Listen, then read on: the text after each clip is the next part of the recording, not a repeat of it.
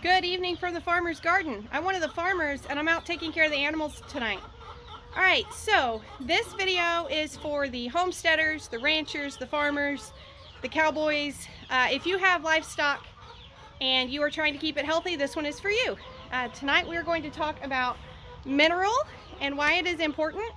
I'm going to start with just some super basics out here, and then I'll go in the house and kind of break out the books and break out the stuff and kind of break down why mineral is important and why you should keep it out all year long.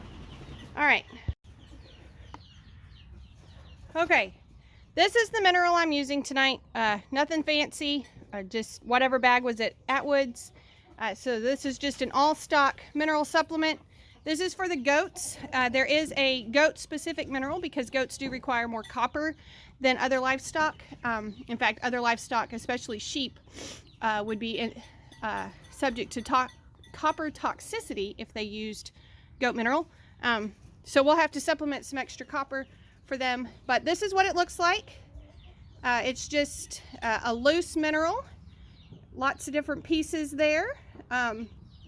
So this one is going to contain salt and phosphorus and calcium and all kinds of good stuff.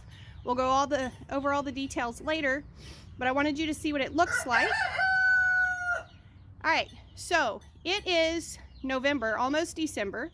Christmas lights are up, the trees are up. It is winter time, and what I noticed this time of year is a lot of people stop putting out their mineral. So what I find is that people tend to think, oh, I need salt blocks in the summer, I need mineral in the summer, and then they stop putting it out in the winter. That bugs me. That's a problem. All right, do you take a multivitamin year round? If you take a vitamin, you probably take it all year. You don't just stop in the wintertime, right? Your livestock is the same way.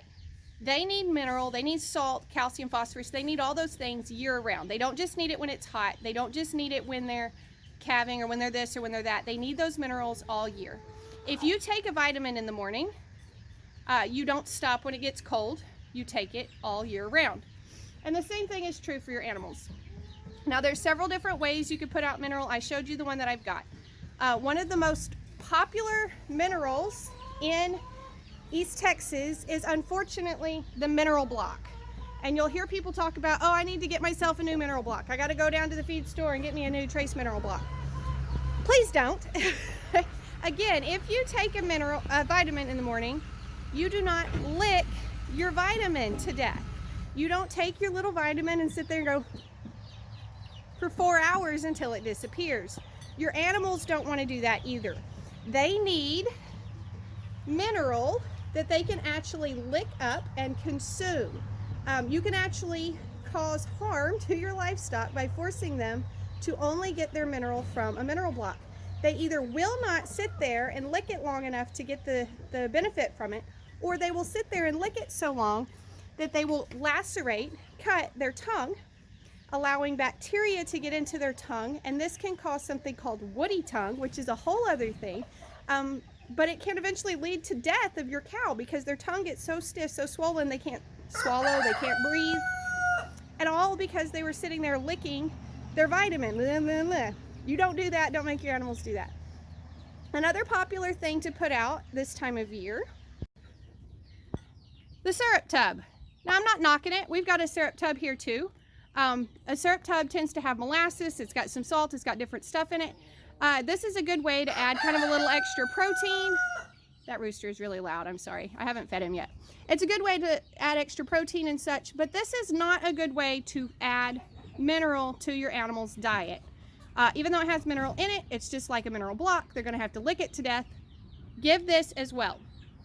Now, full disclosure, mineral is one of those things I will know that we're out and I will forget it for like 3 months before I remember to actually get it at the feed store. I shouldn't be that way. I know better, but it happens. Also, you can see I've got my mineral in a bowl. Mineral is not normally fed in a bowl, but that's what I've got available. Our goats are pets. They're not a livestock that makes money for us. They're just a pet, and so we don't spend a whole lot on extra fluff for them. We make sure they have hay and feed and that they're happy and healthy. but we don't spend a lot for other things. If you have cows or you have a production herd of goats, I recommend some type of vein feeder, which would be either a tub like this, but it's got a spinner on the top that moves around and blocks, if the wind is blowing or whatnot, it blocks the rain. Or sometimes it is the whole thing spins, not just the vein on the top, but the whole thing will spin. But that's best for putting it out. And like I say, we're gonna go inside and break down all the pieces that are in here, but this is kind of the farm visual of what the mineral looks like, what not to do. I mean, you can see this is hard, this is sticky, that is not how you want to eat your multivitamin. That's not how they want to get theirs either. So this is a much better deal for them. Okay, I told y'all we'd come in, we'd get out the books, we'd really go into minerals, and then I realized this is turning into a very long video if I really want to dig into minerals. I've mentioned before, my degree is actually in animal science, and so I get a little too excited about this, and I could really dig deep, and I won't do that to you because this is a little off topic for our particular YouTube channel anyway.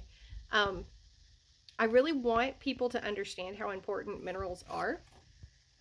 This is the tag off the bag of mineral. It'll tell you which minerals are in there and how many, or how much of them, sorry. And you can go and you can dig into Google if you want. You can order books from Amazon or wherever, and you can really dig deep into this. But I've been sitting here for like 5 minutes and I'm already going, okay, I want to tell them that and that and that and that, and I'm not going to do that to you. So here's the bottom line. Your animals need mineral year round. They don't just need mineral in the summer. They don't just need mineral when it's hot. A lot of people will especially, oh, it's hot, they're sweating, they need salt. If your animals are only getting salt in the summer, you're not doing it right. You would not leave salt entirely out of your diet all year long. Even if you have high blood pressure or different things that mean you don't eat as much salt, you still need some salt. And animals are the same way. They always need some salt. In fact, I hadn't really thought about it before, but one of the first things that popped out at me when I started researching, and this is when I went, oh, I can't go that deep. It even can cause reproductive harm if your animals don't have enough salt. And that's true for most of the minerals. Most of the minerals that you put out, you can start to see weaker calves, fewer calves. I can't remember now which one it was, but male sterility, essentially. If you're not feeding enough mineral, your bulls can become sterile. So you need to be thinking about this all the time. If you are raising cattle for money or for putting in your freezer or anything, or if you're even raising goats or horses or any of those animals, you need to be thinking about the mineral that they consume. Calcium is important for so many reasons. The phosphorus is important. The salt. In fact, I read a quote. I did save that one because I liked it. So I had a handout stuck in here from my time in college. And it says, what page was that on?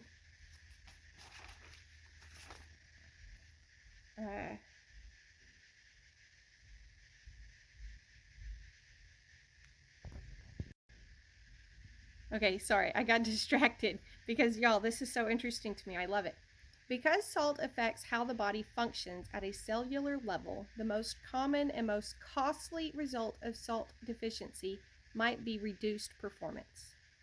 Quote, every aspect of performance is affected: growth, fertility, and reproduction, and milk production decline.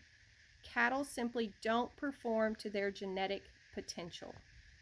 Okay, this is specifically written for cows, but if cattle don't perform to their genetic potential, neither do your goats, neither do your horses, none of those things.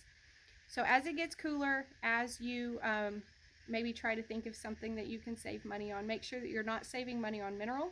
Make sure that you're keeping that out.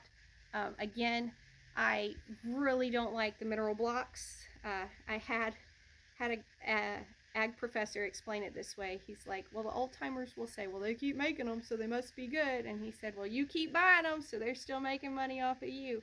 And that's essentially what it is. Even some of the really good feed reps will tell you mineral blocks don't do what they need to do. They're not providing enough mineral for your animals. You need to be putting out, like I showed you, something that they can really lick up, something that they can eat and consume. And if you have not had that available, when you first put it out, expect it to disappear. They will just gone. And you'll put out more and they'll suck it up like vacuums. They're going to have to kind of go back, especially the salt. Salt is one that animals will self-regulate for, and so they know they crave that salt. They'll lick each other to get salt. They'll lick buildings or trees or metal or whatever, trying to get some bit of salt. And so especially the salt, they'll just vacuum that mineral up for a while, and you need to just keep it out, keep it out, keep it out, keep it out, keep it out. And eventually they'll slow down, they'll even out, and they'll be kind of more regulated on it. But make sure that that mineral is always available, summer and winter, and your animals will do better. And that's what I got for you. Like I say, I could go so deep in this. I find it fascinating, but hopefully that gives you a little food for thought to get you thinking about whether or not you should be keeping more mineral, additional mineral, different mineral in the first place, something out and available for your animals. Thank you for stopping by the farm today. Thank you for letting me dig through my agriculture books here, my animal science books. Hope you enjoyed your visit. I hope you learned something. Y'all be sure and come back when you can stay longer.